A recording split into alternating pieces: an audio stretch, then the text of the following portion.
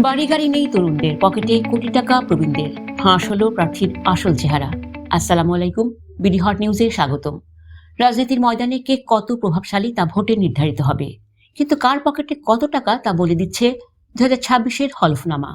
বিএনপির শীর্ষ নেতা থেকে শুরু করে রাজপথ কাঁপানো তরুণমুখ হলফনামায় পাওয়া যাচ্ছে একের পর এক অবাক করা তথ্য। আজকের বিশেষ প্রতিবেদন, কারা গড়লেন সম্পদের পাহাড় আর কাদের পকেট ফাঁকা। আয়ের দৌড়ে চমক, সার্জিস ও নাহিদ।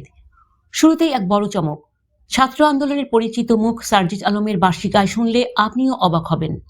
তার আয় বছরে 28,05,000 টাকা, যেখানে বিএনপির ভারপ্রাপ্ত চেয়ারম্যান তারেক রহমানের আয় মাত্র 6,76,000 টাকা। আবার এনসিপির নাহিদ ইসলামের বার্ষিক আয় 16 লাখ টাকা, অর্থাৎ অভিজ্ঞদের তুলনায় তরুণদের বৈধ আয়ের পরিমাণ অনেক বেশি। তবে অদ্ভুত বিষয় হলো, এই তরুণদের কারো নিজের নামে কোনো বাড়ি বা অ্যাপার্টমেন্ট নেই। জামায়াত আমিরের পকেটে কত ক্যাশ? এবার নজর দেওয়া যাক জামায়াত ইসলামীর আমির ডক্টর শফিকুর রহমানের দিকে। তার বার্ষিক আয় মাত্র 3,60,000 টাকা হলেও তার হাতে নগদ টাকার পরিমাণ সবচেয়ে বেশি, প্রায় 60,76,000 টাকা। তার মোট সম্পদ 1.5 কোটি টাকার কাছাকাছি। কিন্তু প্রশ্ন হলো, 3 লাখ টাকা আয় করে কিভাবে নগদ 60 লাখ টাকা হাতে থাকে?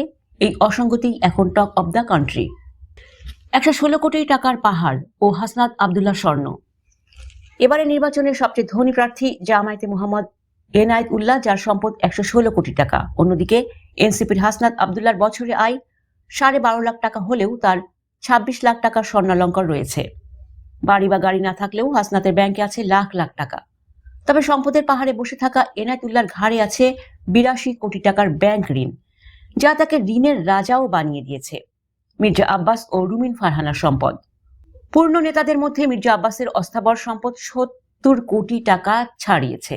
বিশেষ করে শেয়ার বাজারেই তার বিনিয়োগ 51 কোটি টাকার উপর। আবার রুমিন ফারহানার আয় গত 6 বছরে অবিশ্বাস্যভাবে 22 গুণ বেড়েছে। তাদের সম্পদের এই উল্কাসম বৃদ্ধি কি শুধুই প্রফেশনাল আয় নাকি রাজনীতির কারিশমা? সে প্রশ্ন এখন ভোটারদের মুখে মুখে। টক শো যখন পেশা, সবচেয়ে বিচিত্র তথ্য দিয়েছেন বিপ্লবী ওয়ার্কার্স পার্টির সাইফুল হক। তার আয়ের প্রধান উৎস টিভি টকশো, এমনকি তার স্ত্রীও টকশো করে আয় করেন লাখ লাখ টাকা। রাজনীতিতে টিকে থাকতে হলে কি তবে টিভির পর্দায় মুখ দেখানোই এখন সবচেয়ে লাভজনক পেশা? হলফনামার এই তথ্যগুলো কি শুধুই সাদা কালো কাগজের হিসাব, নাকি এর আড়ালে লুকিয়ে আছে অন্য কিছু?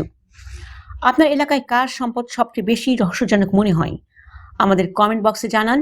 আর এমন সব ইনভেস্টিগেটিভ নিউজ সবার আগে পেতে আমাদের চ্যানেলটি এখনই সাবস্ক্রাইব করে সাথে থাকুন।